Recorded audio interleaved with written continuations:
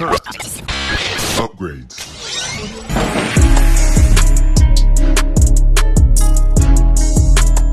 Welcome back, ladies and gentlemen, to another JVS movie review brought to you from the Toronto Film Festival. Today, I'm doing a review of technically the second film I saw of this film festival, but the first Midnight Madness film I saw at the film festival. And this one is called Dix the Musical. And here's a quick synopsis. A pair of business rivals discover that they're identical twins and decide to swap places in an attempt to trick their divorced parents in getting back together. And this one is directed by Larry Charles, who also directed Borat, and it stars Megan Mullally, Nathan Lane, Josh Sharp, Aaron Jackson, Megan Thee Stallion, and Bowman Yang as God. Out of all things, he plays God in this movie. Now, this movie is based off of I'm gonna call it an off Broadway production of a silly concept by the two stars and happen to be also the two writers of it, which is Josh Sharp and Aaron Jackson. And the first thing you think of is this is the most raunchy, outrageous comedy I've seen in a couple of years. Queer, outrageous, raunchous, hard R comedy I've seen in a couple of years. As even from the opening of the film, as I said, this is the first time two gay men have ever written a screenplay musical like this, and the first time the two gay men has ever played two straight men in a film, even though it's all extremely tongue-in-cheek as you're watching it.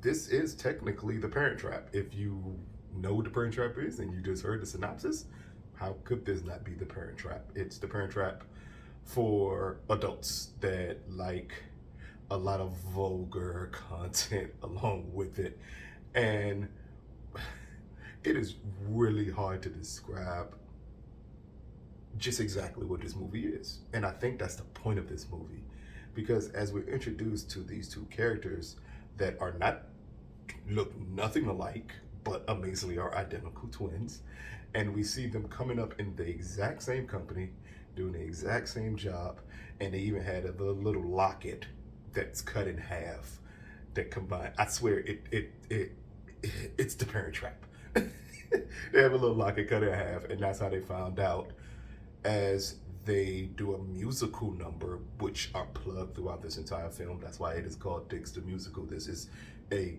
musical. And during one of the musical numbers, they find out, wait a minute, we have the same birthday. We were born 2 minutes apart.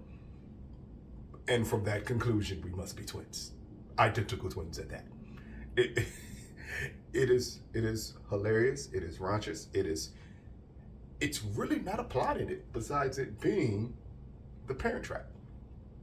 What you're here for is great performances, solid musical pieces, and just outrageousness. Nathan Lane and Megan Mullally are amazing in this movie.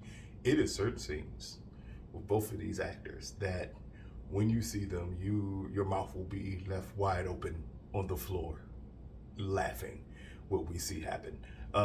Not to give away too much, but Nathan Lane, who plays the father, has raised his son, but also these two little pets that he has. And his scene with these two pets, I'm going to call them, are hilarious. Every time these two things show up on screen with Nathan Lane, the commitment he gives you to it is amazing.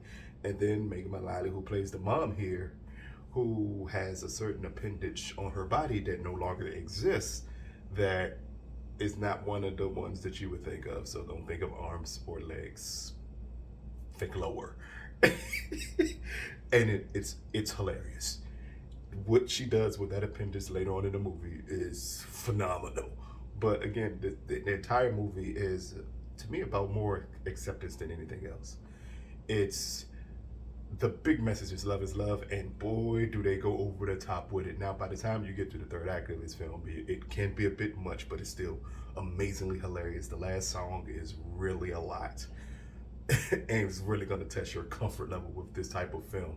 But as long as you get into it, to me, this is what this Midnight Madness TIFF presentation is for, this type of film, where it's just so outlandish, so funny.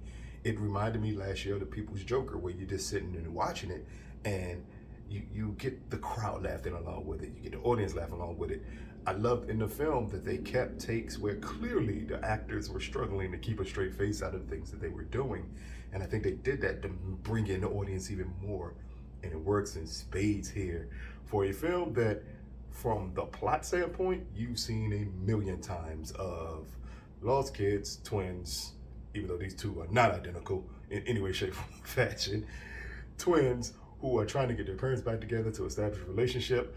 But this movie spins that theory on its head and gives you issues with the parents that you just don't see coming. And that's what makes this film absolutely hilarious. So, Dicks the Musical, brought to you from the Toronto Film Festival and A24, which is the distributor of this film. Out of a possible 10, I'm going to give Dicks the Musical an 8.5 out of 10. This is a great way to start off Midnight Madness for TIFF, to have this type of film that can engage in a full audience. Now, I did say the plot and the way it moves reminded me of The People's Joker, but it felt more like The Blackening last year, of how it engaged the crowd, the laughs that you got. Everything is amazing in this film from a performance standpoint. While granted, again, the plot is very simple. It can go on a bit long, but it's never not enjoyable, and I think that's what people are gonna love when you're able to check this out. So let us know what you think when you actually get to see Dicks the Musical.